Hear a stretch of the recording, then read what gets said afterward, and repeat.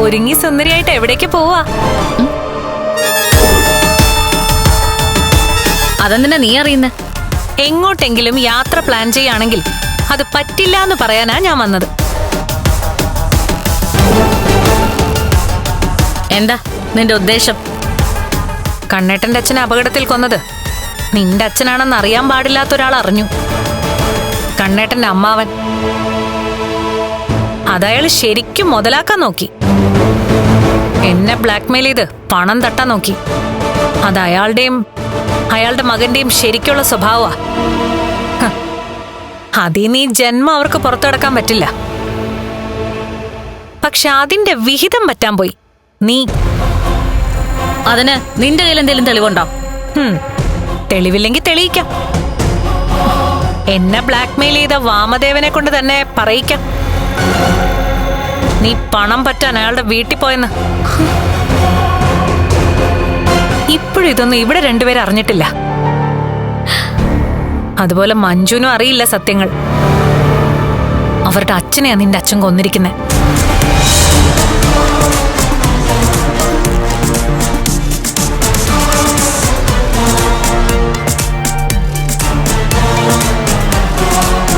അതിന് കണ്ണേട്ടന്റെ അമ്മാവൻ എന്നെ ബ്ലാക്ക്മെയിൽ ചെയ്തതുപോലെ ഞങ്ങള് ചെയ്യില്ല. പക്ഷെ നിന്റെ അച്ഛൻ അന്നും അതിനു ശേഷവും ചെയ്ത പ്രവർത്തികൾക്ക്, നീ ചെയ്ത കർമ്മങ്ങൾക്ക് നിനക്ക് ചെറിയ ശിക്ഷ കിട്ടിയേ പറ്റൂ. പറയുന്നത് നീ അനുസരിക്കാൻ തയ്യാറായില്ലെങ്കിൽ ഈ നിമിഷം ഞാൻ ഉണ്ണിയോട് പറയും, അവന്റെ അച്ഛനെ ലോറി കയറ്റി കൊന്നത് എന്റെ രണ്ടാനച്ഛനാണെന്ന്.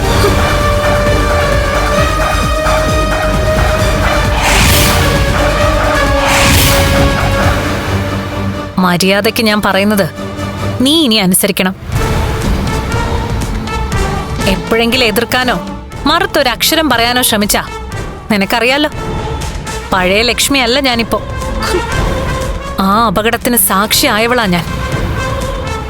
അതുകൊണ്ട് ഏത് കോടതിയിൽ പോയാലും നിന്റെ അച്ഛനെതിരെ ഞാൻ മൊഴി കൊടുത്തിരിക്കും.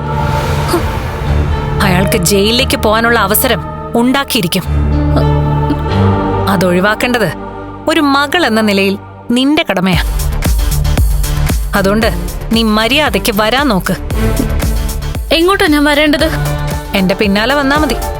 അപ്പം നിനക്ക് മനസ്സിലായിക്കോളും എങ്ങോട്ടാ വരേണ്ടതെന്ന്.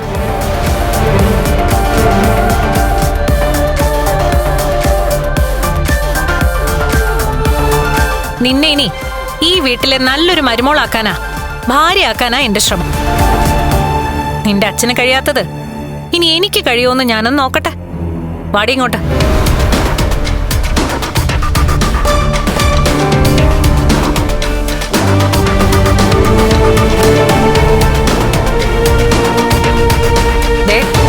മര്യാദയ്ക്ക് വരാനല്ലേ നിന്നോട് പറഞ്ഞത്? അതോ ഉണ്ണിയോടും അവന്റെ അമ്മയോടും നടന്നൊക്കെ പറയണോ?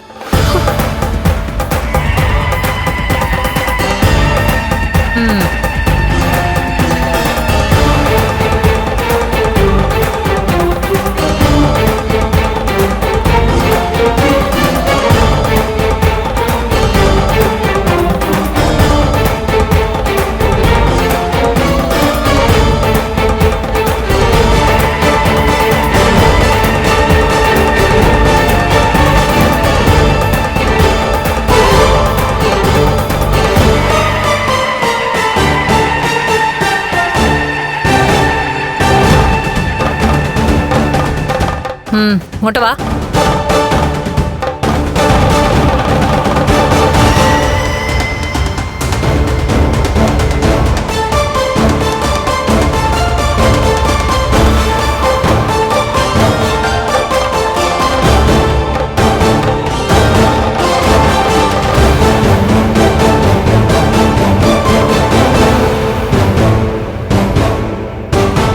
നമ്മളെന്തിനാ ഇങ്ങോട്ട് വന്ന്?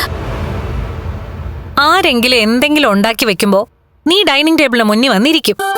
എന്താ വിളമ്പി വെക്കുന്നതെന്ന് വെച്ചാ നീ നന്നായിട്ട് കഴിക്കും. അല്ലാതെ നീ ഇവിടുത്തെ അടുക്കള കണ്ടിട്ടുണ്ടോ? ഇവിടെ എന്താ നടക്കുന്നതെന്ന് നീ നോക്കിയിട്ടുണ്ടോ? അറിഞ്ഞിട്ടുണ്ടോ? എനിക്കതറിയേണ്ട ആവശ്യമില്ലല്ലോ. ആരാ പറഞ്ഞ ആവശ്യമില്ലാന്ന്? ഇനി നീ അറിയണോ അടുക്കളയെ? അതിന്റെ ആദ്യ പടിയെന്നോണം പാലെടുത്ത് വെച്ചിട്ടുണ്ട്. തിളപ്പിക്ക്. തിളച്ച് തൂവിയാലും കുഴപ്പമില്ല. ഇതൊരു തുടക്കമല്ലേ? അപ്പൊ പാല് തിളച്ചു തൂവുന്നത് നല്ലതാ. എന്തിനാ പാല് തിളപ്പിക്കുന്നത്? ചായ ഉണ്ടാക്കാൻ. അതിനകത്തേക്ക് പാകത്തിന് തേയിലയും പഞ്ചസാര ഇട്ടാ ചായ റെഡി. എനിക്കതിന്റെ പാകമൊന്നും അറിയില്ല. അതിനല്ലേ ഞാനിവിടെ നിൽക്കുന്നേ. എത്ര സ്പൂൺ തേയില ഇടണം എന്ന് ഞാൻ പറഞ്ഞുതരാം. പക്ഷേ അത് നാളെ എന്നെ കൊണ്ട് ചെയ്യിപ്പിക്കരുത്.